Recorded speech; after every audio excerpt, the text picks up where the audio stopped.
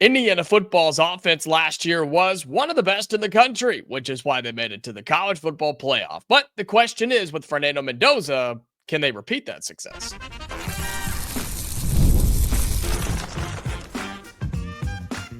You are Locked On Hoosiers, your daily podcast on the Indiana Hoosiers. Part of the Locked On Podcast Network, your team every day.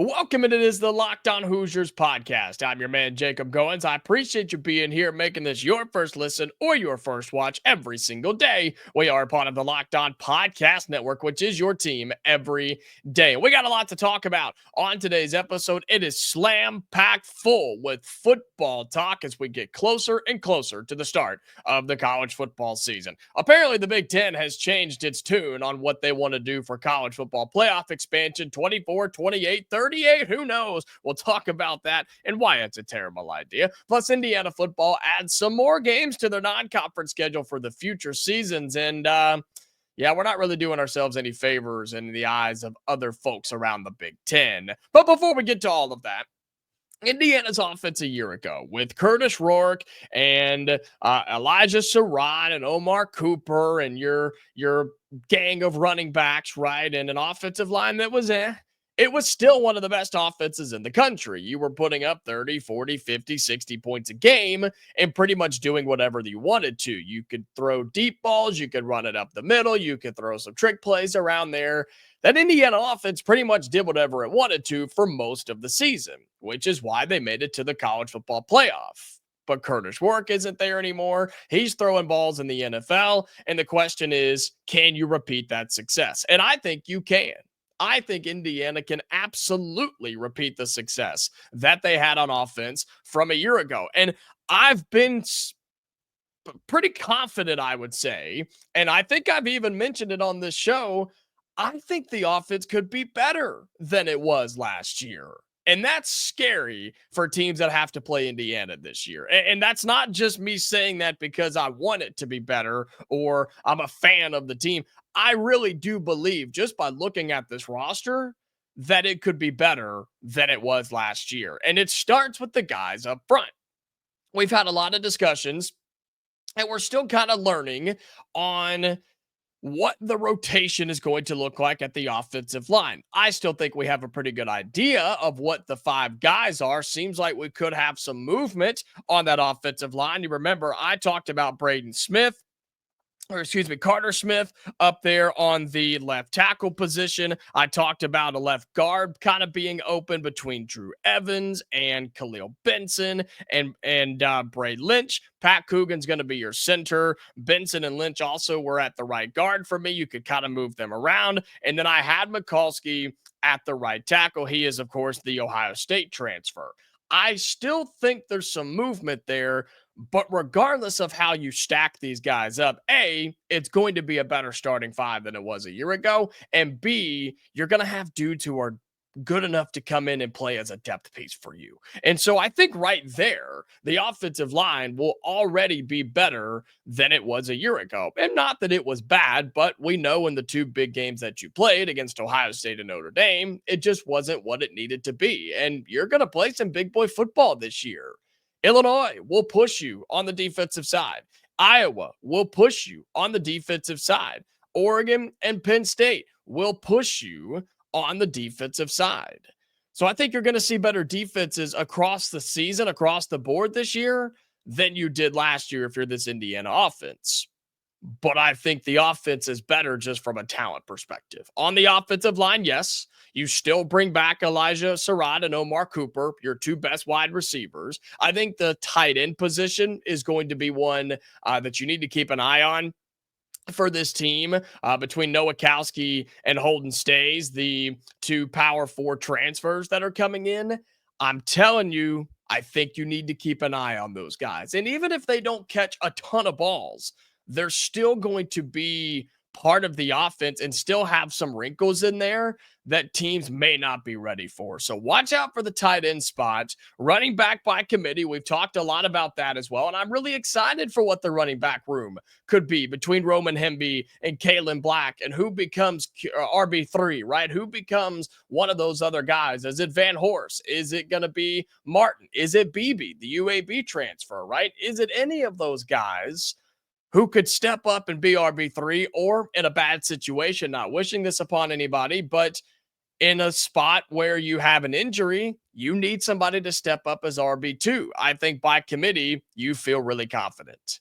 And then the obvious one, right? The reason that so many people are hyping up Indiana's offense, or at least this guy in particular, it's your transfer quarterback, Fernando Mendoza. And Kurt Cignetti actually talked about this week, the last time he met with the media. I believe that was yesterday.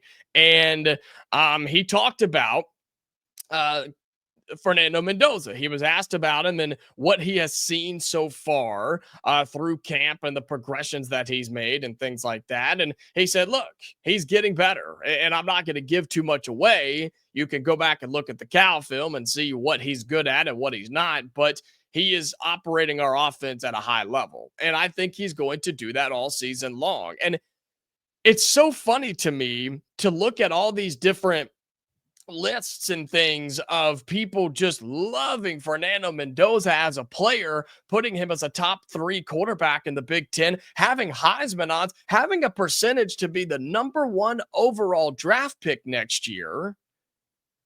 But yet they're not buying it on Indiana as a whole.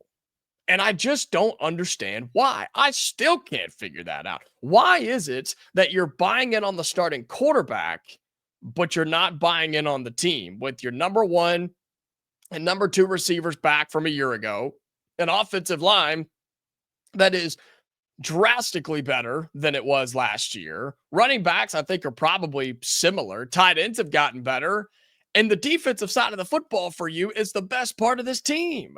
So why are you not buying in on the Indiana offense? I think it's going to be really, really good. I think it has a chance to be one of the best in the Big Ten again this year.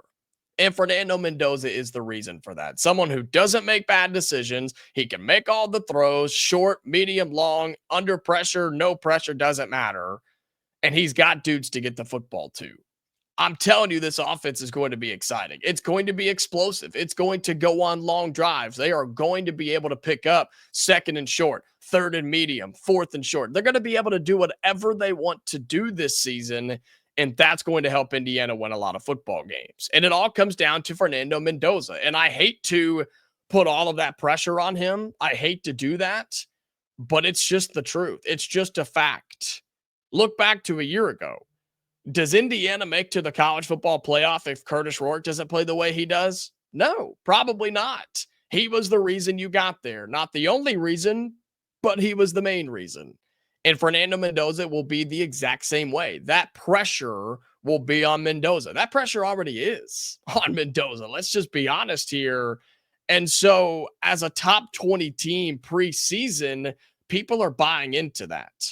They just don't know what they're going to get, especially from the offense for Indiana.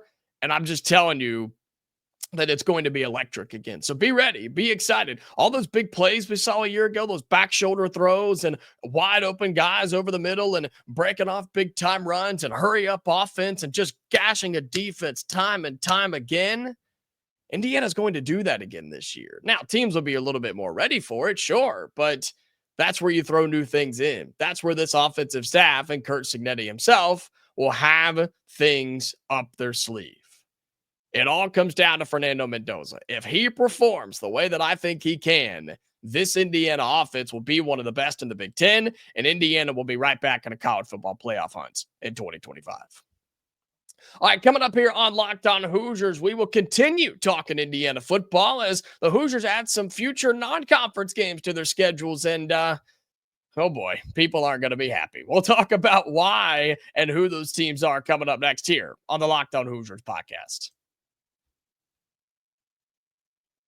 Today's episode of Locked On Hoosiers is brought to you by Prize Picks. This episode is brought to you by Prize Picks, the daily fantasy platform that lets you turn your football predictions into real rewards. Preseason is already heating up, and college football isn't far behind. Whether you've got your eye on a big name quarterback like Fernando Mendoza or breakout running backs, Prize Picks makes it easier to get into the game. You can pick a single player, you can pair them all together. What about Joe Burrow or Aaron Rodgers or Josh Allen? Do you like any of those guys coming up in some of these preseason games? Or maybe Aaron Rodgers in his first ever start in Pittsburgh? God, still not over that. Still not ready to accept that part yet. You can put it all together. And with the flex play option, it's a total game changer because even if one of your picks misses, you still double your money. Okay. Download the Prize Picks app today and use the code LOCKEDONCollege to get $50 in lineups after you play your first $5 lineup. That's code LOCKEDONCollege to get $50 in lineups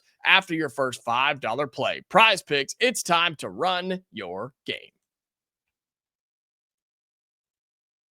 Today's episode of Locked On Hoosiers is brought to you by Drip Drop. If you're trying to stay on top of your routine, whether that's with workouts or long days at the office or just staying focused through back-to-back classes, hydration is where it all starts. And that's where Drip Drop comes in. Drip Drop is doctor-developed and scientifically proven for fast hydration. It uses the perfect balance of sodium electrolytes and glucose to help your body absorb fluids quickly, delivering 3 times the electrolytes and half the sugar of a leading sports drink. I carry them with me everywhere I go. I keep them in my backpack because I take that with me to the office every single day. Heck, I have some now at the office in my drawer, and I have to hide them from people because, look, they're good and they work and people want to get their hands on them. And I tell them, hey, just go buy your own because they really are that delicious. So right now, Drip Drop is offering Locked On listeners 20% off your first order.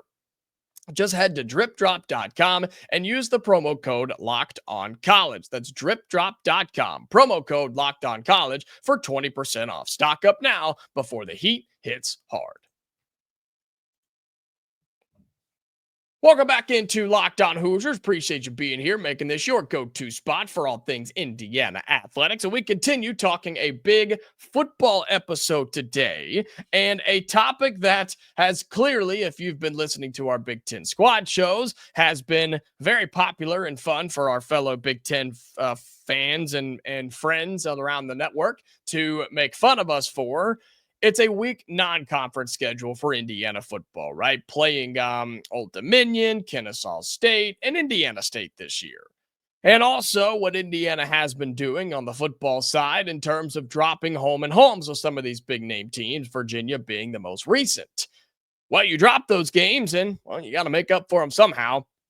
And Brett McMurphy from the Action Network reported, and On3 reported yesterday that Indiana has added a home game with Howard in 2026 and Miami of Ohio in 2028. And so over the next several years, this is what Indiana's non-conference schedule looks like. Okay, this is 2025 through 2029.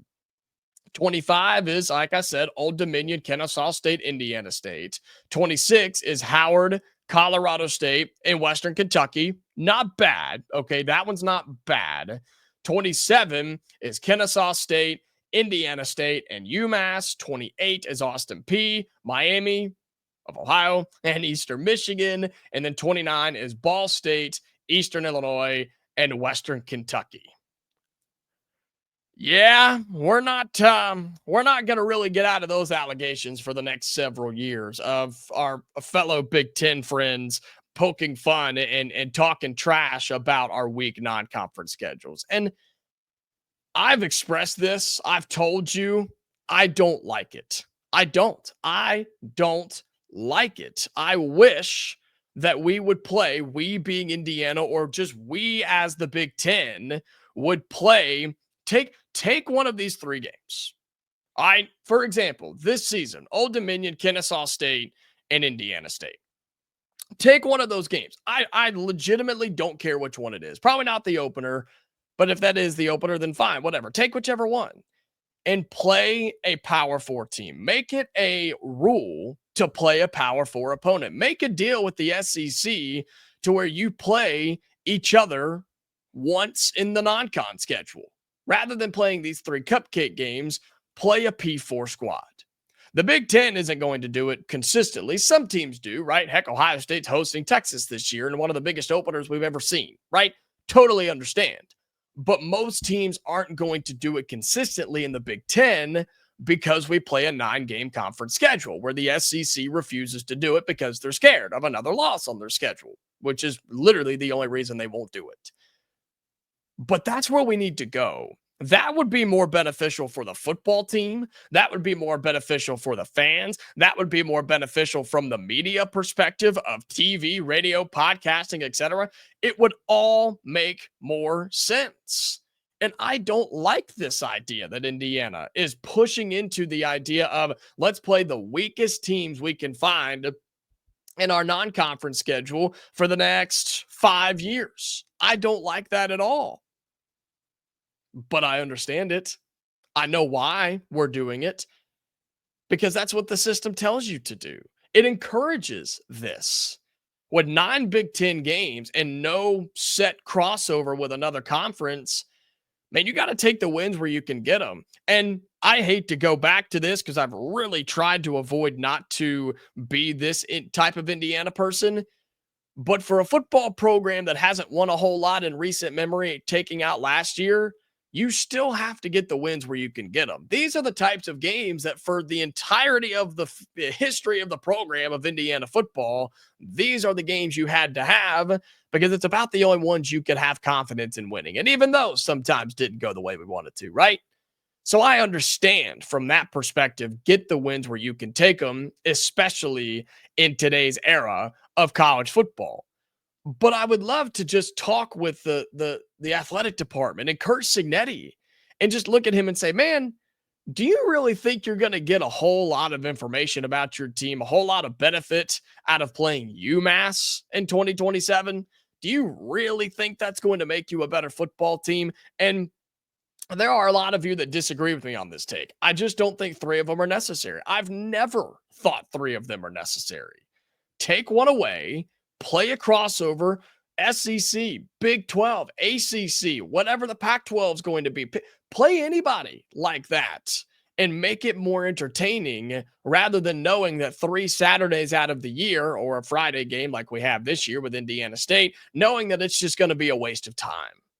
You're asking for somebody to get hurt in a game that doesn't matter. Like, why would you want to put your team in that situation other than just getting reps and getting other guys in the game and giving fans a chance to come and see an easier game, but typically a cheaper game, right, to get in the stands?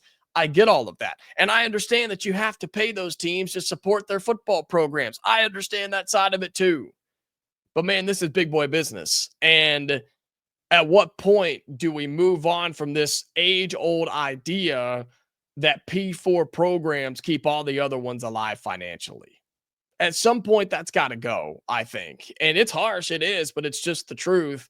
And if you're Indiana, you're going to be under fire every single year from now through 2030 because you've done it to yourselves. We have done it to ourselves of being laughed at for playing bad non-conference schedules. Now, we're not the only one, right? We've highlighted the fact that Penn State's doing the exact same thing. We did an episode with our buddy Zach Sako of Locked on Nittany Lions. They're doing the same thing. And that's a team that's trying to win a national championship. So it's not just a historically bad football program taking the easy way out. There are other big teams doing it too, which tells you it's not an Indiana problem. It's a system problem. Because the system encourages this type of behavior. And I wish we would change it. I really, really would. But the committee is rewarding stuff like this. And look, Indiana takes 3 wins, and then you just got to manage your Big Ten schedule, which some teams are good and some teams are not. And sometimes you get a harder Big Ten schedule, and sometimes you get an easier Big Ten schedule. That's just how it goes from year to year. But I don't like this. I really, really don't. You're going to have to eventually find a way to force these teams to play better teams and play them more often. And whether that's, I don't know, taking away a Big Ten conference game and adding that as another cross conference team. I don't know. Maybe do that. And look, we're going to talk expansion here in just a moment for the playoff, which only encourages this type of behavior because all they care about is wins. The playoff committee just cares about a win. And look, we have to be honest with ourselves as IU folks. They gave us a playoff spot last year because we had wins, because we played teams like this. Now, we earned it by beating other teams, and I firmly believe that we deserve to be in the college football playoff. I'm saying that moving forward for any team, especially here in the Big Ten that plays 9 conference games, you're not going to go out and gain a tougher 10th game. Why would you? Why would you do that? When you can schedule 3 cupcakes, guarantee yourself 3 wins, and you're damn near a third of the way to making a college football playoff, especially in an expanded playoff where 9 wins will be good enough. Yeah, every team in America is going to keep doing this, and that's bad for college football. So Indiana does it. They continue to add more non-conference games to the schedule, ones that are not exciting to me, ones that will not benefit this team, but ones that you feel will probably get you a couple of wins on the schedule. All right, coming up in our final segment on Locked On Hoosiers, we mentioned it and we'll talk about it. College football playoff expansion. All of a sudden, the Big Ten has changed its tune. We'll talk about why here coming up next. Today's episode of Locked On College, or Locked On Hoosiers, rather, is brought to you by Open Phone. If you're running a business, ever missed a call? Every missed call is money left on the table. Think about last time you needed a service. When you called and that person didn't answer, did you wait? Did you go back? No, you probably not. You probably just moved on, right? And you went to find somebody else. That's why you need Open Phone, so you never miss an opportunity to connect with your customers. Open Phone is the #1 business phone system designed to streamline and scale your customer communications. Do you juggle 2 phones just to keep business and personal calls separate? I do. Open Phone has solved that instantly. Your whole team can now share one number, the main number, and respond to customers like a shared inbox. No more, hey, who's handling this? See why over 60,000 businesses right now trust Open Phone. They're offering Locked On listeners 20% off your first 6 months at openphone.com/lockedoncollege. That's OPENPHONE. That's openphone.com/lockedoncollege. They'll even port over your existing numbers for free. Open Phone, no missed calls, which means no missed customers. All right, final segment here on Locked On Hoosiers. We continue talking college football. And hey, make sure that you are subscribed to the channel if you haven't already. If you are watching this on YouTube, you hit that subscribe button. Leave your thoughts down in the YouTube comments below and also like the video as well. And if you are listening on audio, your Spotify's, Amazon's, however you do find us, make sure that you are following us on there. Have those notifications turned on. Don't want you to miss any new episodes. So we wrap up today's show with something that has come out over the past several days, and I figured I would finally jump in on this conversation because all of a sudden, the Big Ten has decided to completely change their opinion, their mind, and the song that they're singing about conference or college football playoff expansion. No more 12, no more 16, no more 5-5-1-1 or whatever the heck they want to do, right? No more making it smaller with guaranteed bids for the Big Ten in a small way. Nope. They said, you know what, SEC, you don't want to play that way? Cool. Let's ramp this thing up. And Pete Thamel says that they have considered a massive expansion of the college football playoff, anywhere from 24 to 28 teams moving forward. And I just... what? Why? Why have we just gone completely in screw it mode and let's just go as many as possible? The reason the Big Ten decided to do it says because they would get 7 auto bids apiece, talking the SEC and the Big Ten here, while the ACC and Big 12 would each receive 5. There would be 2 auto bids for the non-Power 4 conferences, and 2 at-large teams would have 20 games on campus, which would basically just make it exciting, more exciting in terms of playing games on campus. But the reason the Big Ten went this way was, all right, cool. You don't want to give us those guaranteed teams. Let's just make it bigger. Let's just get even more guaranteed teams in the college football playoff. And folks, this is a disaster. This is bad. Like this is really, really bad because expansion is bad in itself.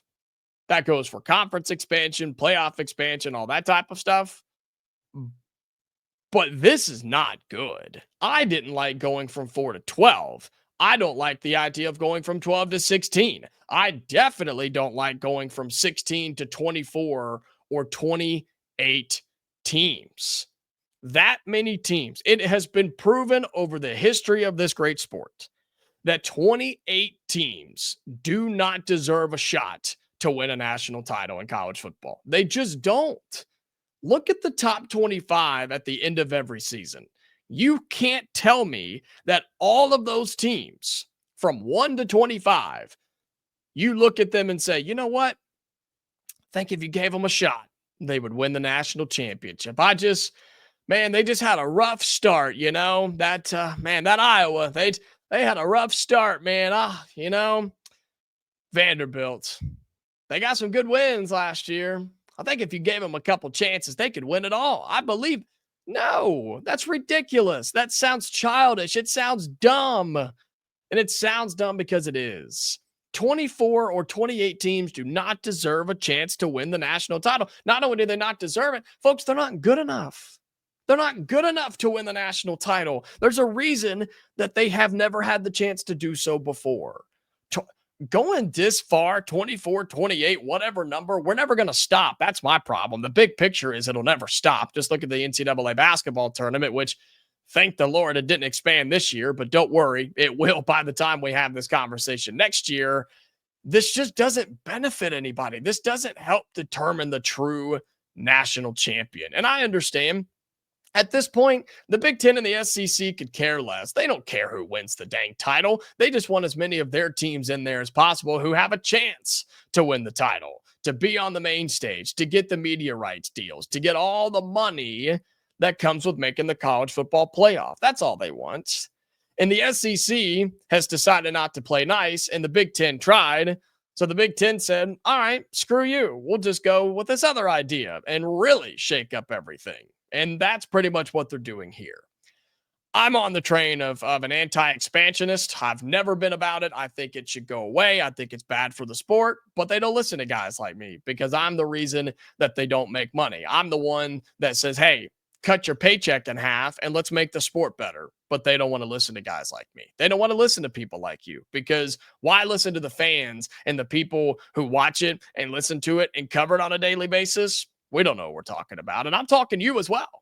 Every dayer. I'm talking about you too, because you don't know anything, according to these folks, according to the conferences, according to the NCAA, according to the College Football Playoff Committee. You're just a number to them, and they are going to do whatever they want to do to make the most money that they can. A 24 or 28 team playoff would be an absolute disaster, but just be ready because I'm sure at some point it'll be here before we know it. All right, that's going to do it for today's episode of Locked On Hoosiers. Again, thank you so much for being here. Truly making this your first listen or your first watch every single day. And look, we're wrapping up our football coverage here, continuing to talk basketball with all those big official visits, and game day is right around the corner. All right, we are back tomorrow, Hoosier fans, for another episode. So until then, stay safe, and I'll talk to you later.